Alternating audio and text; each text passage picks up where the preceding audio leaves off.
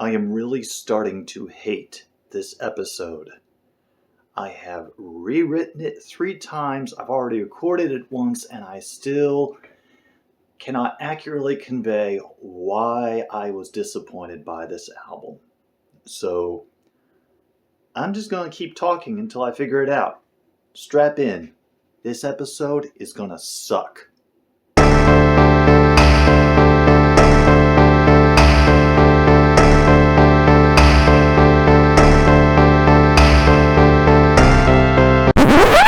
Shock Music in Hi-Fi from the Creed Taylor Orchestra. I found this record at a record store in Madison, Wisconsin, underneath the half-price rack. And usually underneath the half-price rack is where they put the really cheap stuff that they don't think they can offload immediately. It didn't even have a price tag when I picked it up.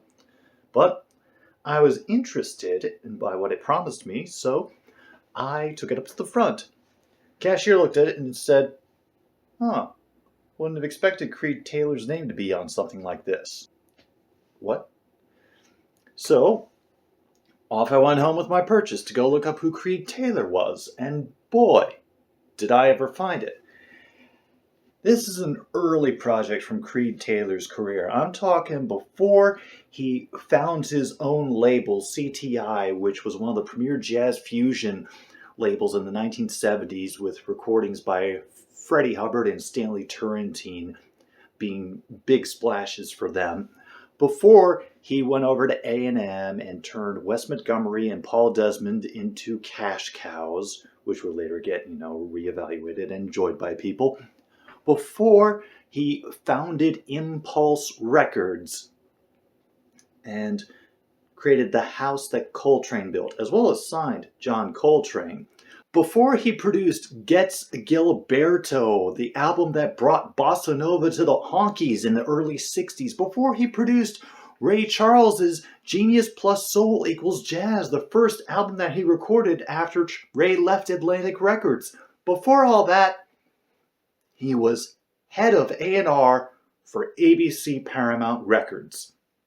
One afternoon, he gets talking to a guy named Kenyon Hopkins. Now, Ken has his own career going as a composer and scorer, mostly for films and television. The 2 biggest ones in his, ever thing, are The Hustler and 12 Angry Men. 12 Angry Men, one of my favorite films of all time. And they get an idea for a record project that is designed to scare the viewer, take them into unfamiliar settings with only the use of sound.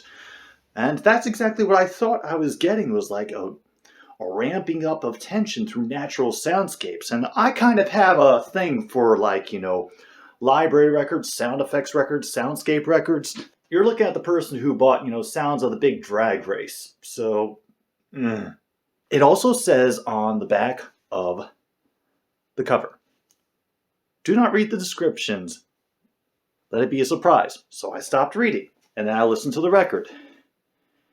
And boy, was I surprised. Very surprised.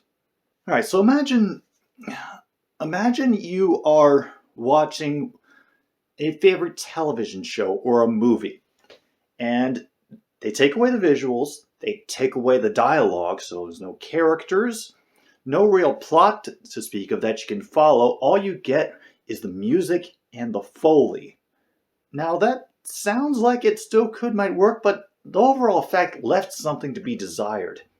Most specifically for me, it reminded me of watching old episodes of The Twilight Zone with Rod Serling.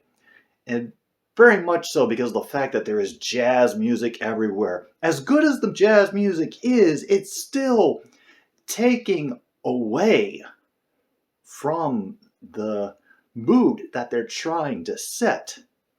I think it would have worked a lot better if this was like a soundtrack for an actual movie or TV show that we were going to see. But when we're just having to rely on, what we're hearing to create the scene in our heads, we have to work a lot harder. We don't get to just be taken in to sit back and do nothing. One of the drawbacks of a passive medium, but it just made it feel cheesy and corny.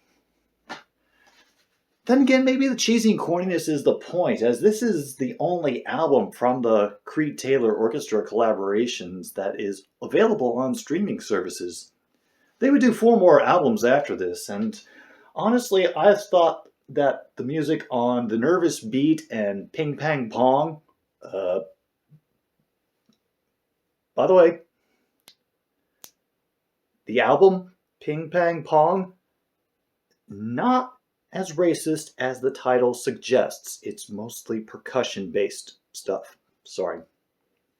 I don't know why those aren't getting streamed either, because that has some quality music on it.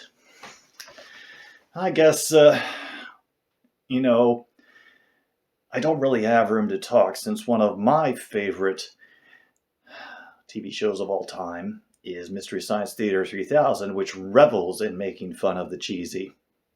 Maybe I'm part of the problem? No, it's the children that are wrong. The problem that I've been having with this is that I really should have read the back of the label more, so I'd have known what I was getting into, and because of that, I still can't shake the sour experience that got left when I listened to this for the first time. I'm not sure I'm going to go back and listen to it again unless I have a sudden hankering years from now, but unless you're really, really in need of what sounds like a old-style scene setting from the late 1950s for some kind of Sunday night television show, you're better off looking elsewhere. All right, I think that's good. I think that's done. I'm just going to cut this up and leave it behind, leave this album behind, leave shock music and hi-fi behind. Next time, we're going to go with one of the great genres of Midwest music. And I'm not talking about emo. I'm talking polka.